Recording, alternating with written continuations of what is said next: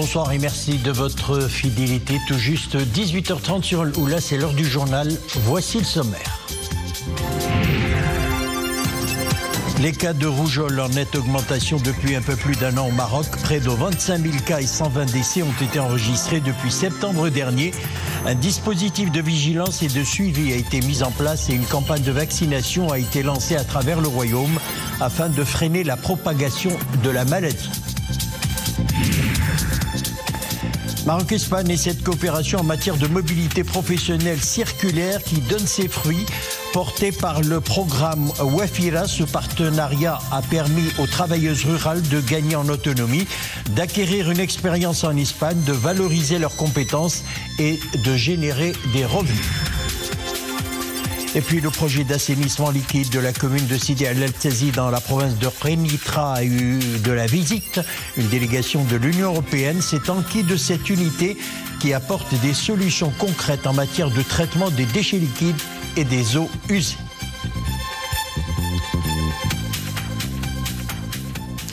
Bonsoir. Avant de développer ces titres, ce communiqué de la Commission nationale de contrôle de la protection des données à caractère personnel qui annonce que Sa Majesté le roi Mohammed VI a bien voulu nommer les nouveaux membres de la Commission.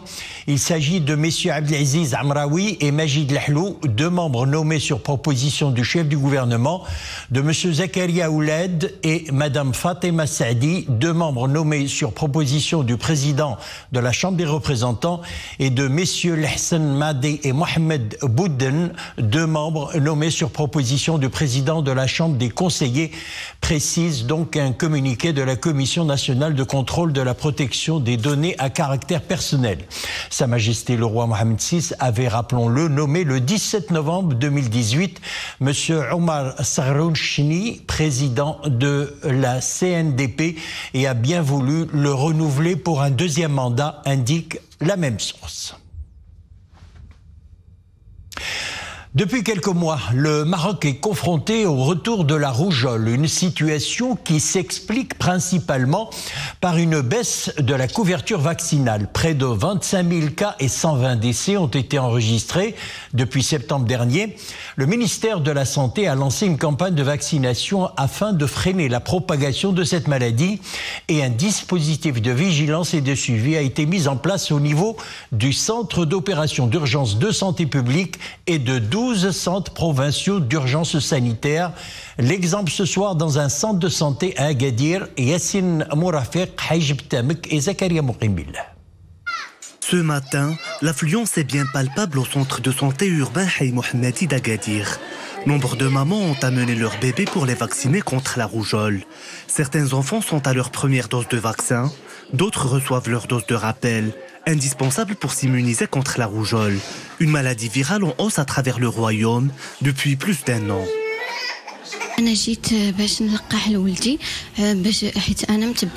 Je suis là pour vacciner mon enfant. Personnellement, je respecte les dates du calendrier du programme de vaccination. Cette opération est indispensable pour préserver la santé de l'enfant. En cas d'exposition à la maladie, le corps de l'enfant pourra se défendre contre le virus. Il faut que les parents suivent le programme de vaccination tel quel en fonction des mois, afin de protéger leurs enfants et renforcer leur immunité.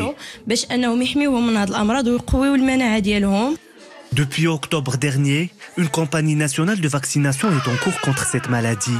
Sa population cible, les jeunes de moins de 18 ans. L'objectif étant d'atteindre un taux de 95% de personnes. La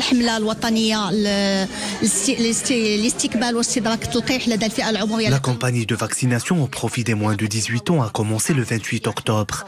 Elle vise à réviser les carnets de vaccination chez 95% de ces catégories et effectuer le rappel à 90% des enfants qui n'ont pas suivi leur vaccination, qu'ils soient scolarisés ou non, ou ayant moins de 5 ans.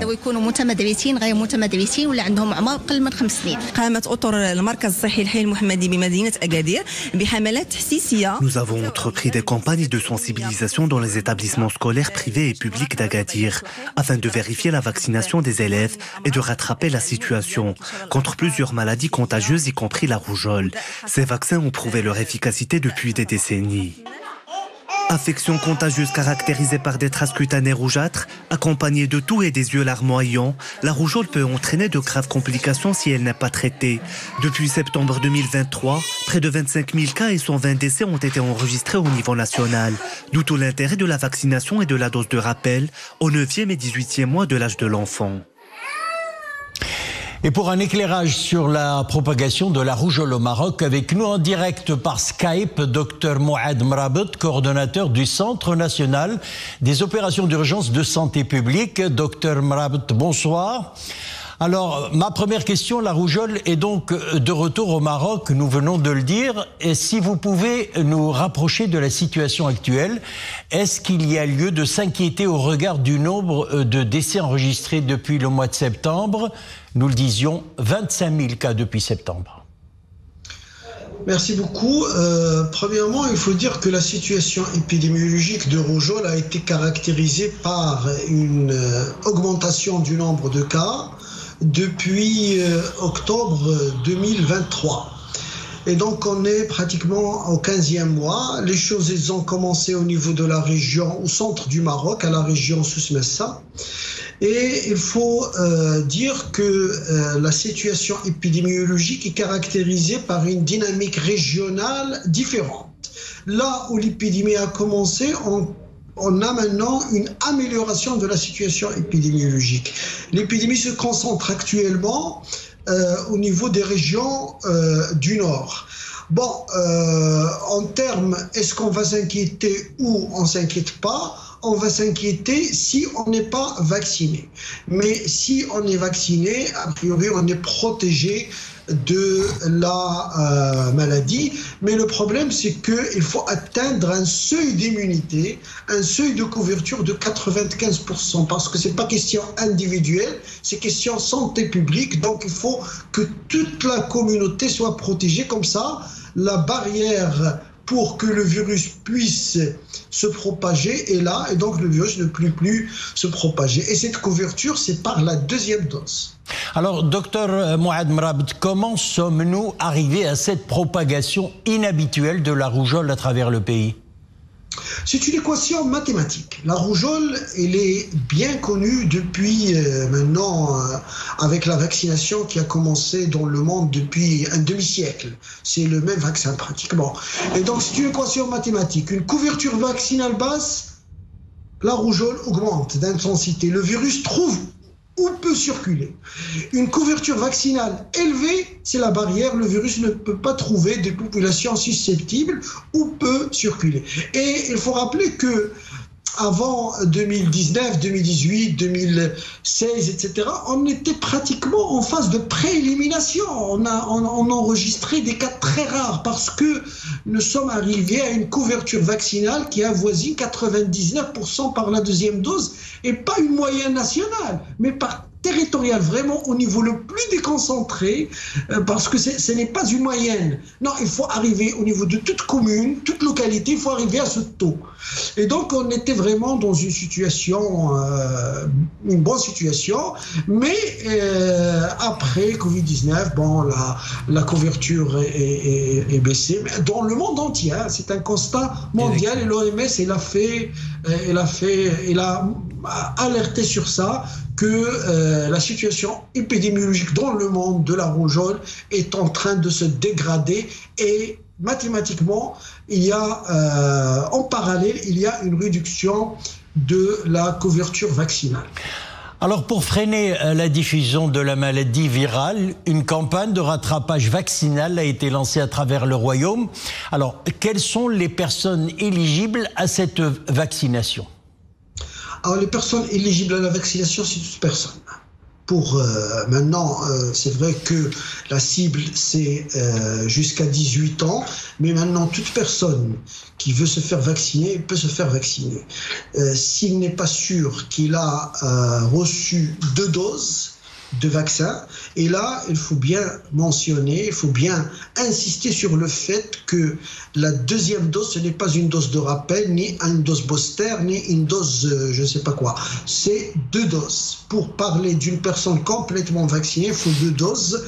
Bon, même si on dépasse l'âge cible de vaccination de routine dans le programme national de vaccination qui est 9 mois et 18 mois, on peut se faire vacciner à n'importe quel âge. Donc les mamans et les parents qui ont des enfants non vaccinés ou incomplètement vaccinés doivent bien sûr amener leurs enfants au niveau de centre de santé où le vaccin est disponible gratuitement.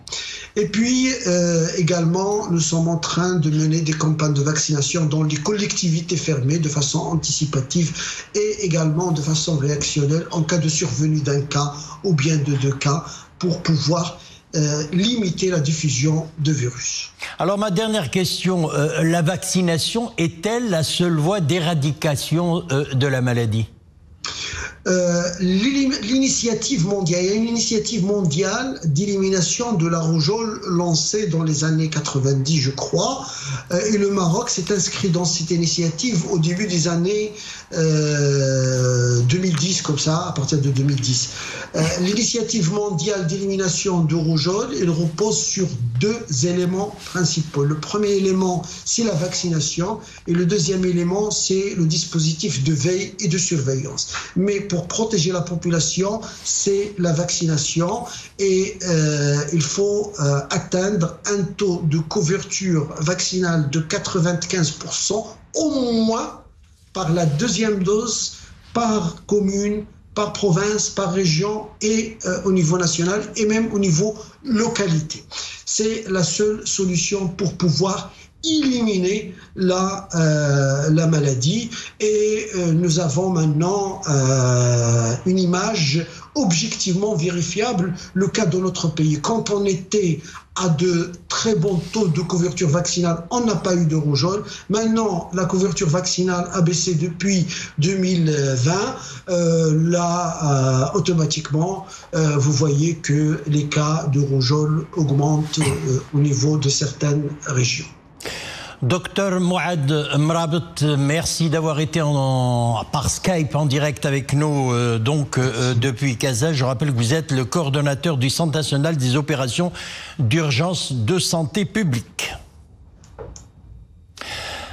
Maroc-Espagne et cette coopération dynamique dans le domaine de l'intégration des migrants, un partenariat qui a donné naissance à un projet fructueux baptisé Wafira. Il permet l'autonomisation des femmes migrantes saisonnières en Espagne. Les travailleurs en milieu rural ont bénéficié de ce projet qui promeut une migration circulaire profitable à tous. Samir Barka, Amir Abir Melouki et Zakaria Mokimbil. Après avoir travaillé en tant qu'émigrantes saisonnières en Espagne, ces femmes ont réussi à lancer leur propre projet au Maroc. En plus de leur travail temporaire en Espagne, elles ont bénéficié de formations qualifiantes pour démarrer une nouvelle activité professionnelle de retour au pays. Cela a été possible grâce au programme Wafira, conclu entre le Maroc et l'Espagne. Un programme qui a permis aux participantes de s'épanouir en développant des projets générateurs de revenus. Nous avons plus de 200 femmes qui ont réussi à créer leurs entreprises, qu'elles soient micro ou petites ou très petites entreprises. Et vous voyez la fierté dans les regards et les discours de ces femmes-là qui ont réussi après une expérience de migration circulaire, de pouvoir disposer d'un revenu quasi permanent. Les relations entre le Maroc et l'Espagne sont excellentes en matière d'immigration. En témoignent les politiques migratoires novatrices, comme la promotion de la migration circulaire avec le programme Wafira. Le parcours professionnel raconté par les femmes bénéficiaires nous a beaucoup touchés. Ce projet a bénéficié à 209 femmes marocaines, leur permettant de développer leurs compétences et de participer au développement de leur communauté locale. Un modèle de coopération avantageux, à la fois pour le Maroc et pour l'Espagne, pour une gestion plus efficace de la mobilité humaine. Du côté de l'Union européenne, avec évidemment étroite coopération avec l'Espagne et avec le Maroc, nous avons voulu ajouter un soutien à ces femmes qui leur permet de maintenir et d'ouvrir leur propre business pendant entre saison et saison, et avec ça, donner une continuité, donner une stabilité, donner une durabilité à l'expérience. Preuve de l'impact positif de ce programme, 100% des participantes souhaitent le renouveler et plus de 66% d'entre elles évoquent une amélioration significative de leurs compétences, tant professionnelles que personnelles. Actualité internationale à présent au Proche-Orient. Les opérations israéliennes meurtrières de ces derniers jours suscitent de graves inquiétudes quant à un recours inutile ou disproportionné à la force à Jénine, en Cisjordanie. Ce sont là les propos du porte-parole du Haut-Commissariat de l'ONU aux droits de l'homme à Genève. Depuis le début de la semaine, l'armée israélienne a lancé une opération d'envergure contre le camp de réfugiés de Jénine, en Cisjordanie occupée. Appuyé par des bulldozers, des avions et des véhicules militaires blindés, les soldats ont lancé, rappelons-le, mardi, l'opération baptisée Mur de Fer, 2 jours après le début d'une trêve dans la bande de Gaza entre Israël et le mouvement palestinien Hamas. L'Irlande frappée par la tempête Eowyn avec des vents records qui ont perturbé les transports et les écoles et privé d'électricité plus de 800 000 foyers. L'agence britannique de météorologie a annoncé en fin de matinée avoir étendu le périmètre de l'alerte rouge en vigueur dans certaines parties de l'Écosse. La tempête a entraîné des vents destructeurs qui ont atteint 138 km/h dans le sud de l'Écosse et ont dépassé les 145 km/h en Irlande du Nord. Et puis en Indonésie, le bilan du glissement de terrain sur l'île principale de Java est monté à 22 morts. 4 personnes sont toujours portées disparues. D'intenses précipitations ont provoqué en début de semaine un éboulement qui a entraîné l'effondrement des ponts et la destruction de logements et véhicules. Au moins 13 personnes ont été blessées dans le glissement de terrain selon l'agence de recherche et de sauvetage. Retour chez nous et direction Sidi El Eltazi dans la province de Kénitra où une délégation de l'Union européenne était en visite pour s'enquérir du projet d'assainissement liquide de la commune réalisé par l'Office national de l'électricité et de l'eau potable dans le cadre du programme national d'assainissement liquide avec le soutien financier de plusieurs partenaires, notamment l'Union européenne et des bailleurs de fonds. La structure d'une capacité d'épuration de 1230 mètres cubes par jour offre le service d'assainissement liquide à plus de 2,7 millions d'habitants.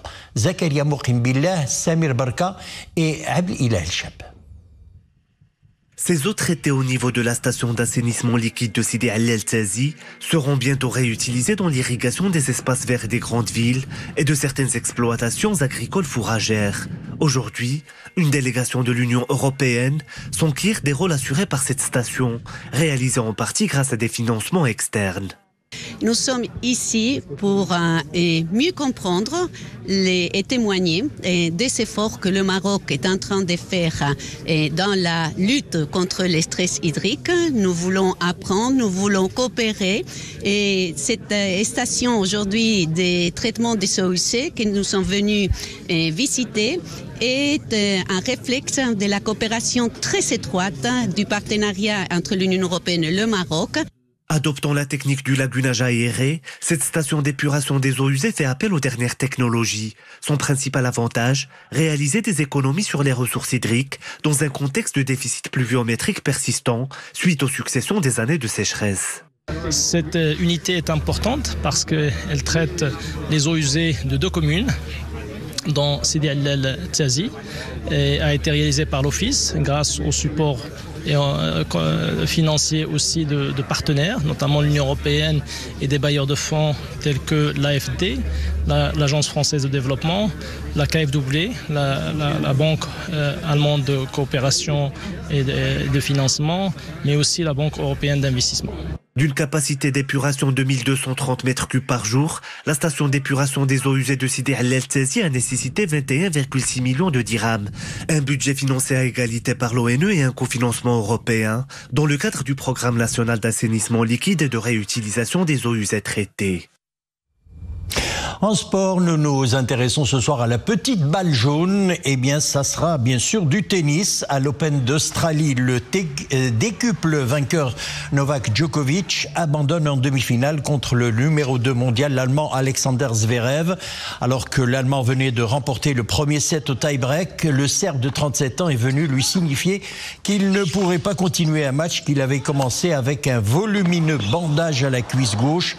Après s'être blessé mercredi en quart de finale contre Carlos Alcaraz, les deux joueurs se sont tout de même livrés un combat intense pendant 1h20. Le numéro 2 mondial, Alexander Zverev, tentera de décrocher son premier titre majeur dimanche contre Yannick Sinner, premier numéro 1 mondial, ou Ben Shelton, 20e mondial. Et puis cette prouesse technologique, un insecte robot bat des ailes à Harvard. Il a fallu plus de 10 ans de recherche pour développer l'insecte volant de 80 mg. Ces ailes de 3 cm peuvent battre jusqu'à 120 fois par seconde. RoboBee, c'est son nom, est capable de voler, mais aussi de s'accrocher à un mur, de se déplacer sous l'eau ou encore de se propulser hors de l'eau. Le drone miniature pouvant assurer la pollinisation des plantes en cas de disparition des abeilles. Il peut servir également à retrouver des personnes égarées et mener des explorations environnementales. Et voilà, c'est avec cette prouesse technologique que nous refermons l'édition. Merci de l'avoir suivi. À demain, 18h30.